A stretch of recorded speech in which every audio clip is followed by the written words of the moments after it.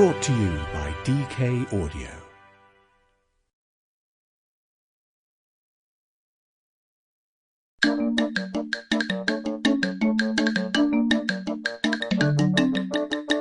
Pinocchio by Carlo Collodi, read by Robert Lindsay.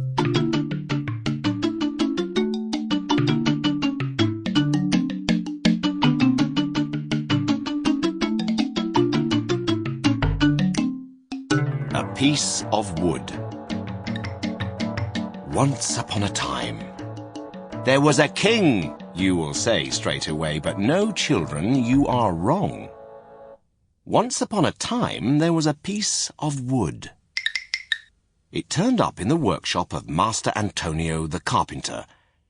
But just as he was sharpening his tools to make it into a table leg, a little voice cried out, "Don't hit me!" Master Antonio thought he must be dreaming, so he took no notice. Instead, he picked up his axe and brought it down hard. "Ow!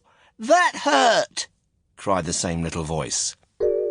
Master Antonio felt frightened, but he told himself not to be foolish and reach for his other tools.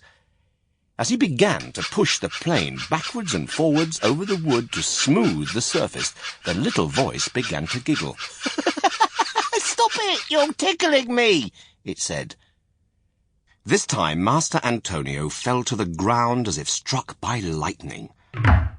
When he opened his eyes, he found himself sitting on the floor. At that very moment, there was a knock on the door.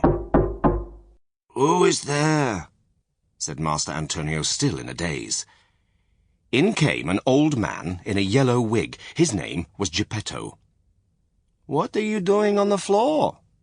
asked Geppetto.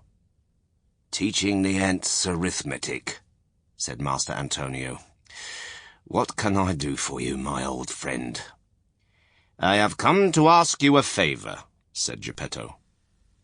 "I want to make myself a beautiful puppet that will be able to jump and dance and turn somersaults. Do you have some wood for me?" Master Antonio went straight over to his bench and gave Geppetto the piece of wood that had given him such a fright. But as he did so, the wood slipped through his fingers and hit poor Geppetto on the shin. "Ouch!" said Geppetto. "Here, this is a fine way to begin." And he picked up the wood and limped home. Geppetto lived in a small ground-floor room. He was very poor, and for furniture he had a sagging bed, an old kitchen chair, and a rickety table. As soon as he arrived home, he sat down and took up his tools. "What name shall I give this puppet?" he wondered. "I know. I'll call it Pinocchio." Once he had settled on a name, he set to work. Carefully, he began to carve the puppet's head, then its hair, its forehead, and its eyes. When he had finished the eyes, he was astonished to find that they could move, and indeed were staring at him. Geppetto felt quite uncomfortable. Now it was time to carve the puppet's nose. To Geppetto's surprise, the minute he stopped carving, the puppet's nose began to grow and grow. Soon it was enormously long. Next came the mouth. Geppetto carved a sweet expression, but immediately the puppet began to grin and make horrible faces. "Stop that!" said Geppetto. In reply, the puppet put out its tongue. As soon as the arms were carved, the puppet grabbed Geppetto's yellow wig and put it on his own head.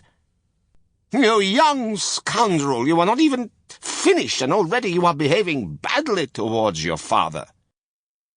When Geppetto had carved the feet, Pinocchio took to his heels and ran out into the street. There he collided with a policeman, who caught him by the nose and took him straight back to Geppetto. As soon as he saw the old man, Pinocchio threw himself to the ground and began to shout and wail. "Don't make me go back," he cried. "Please." Sample complete. Ready to continue?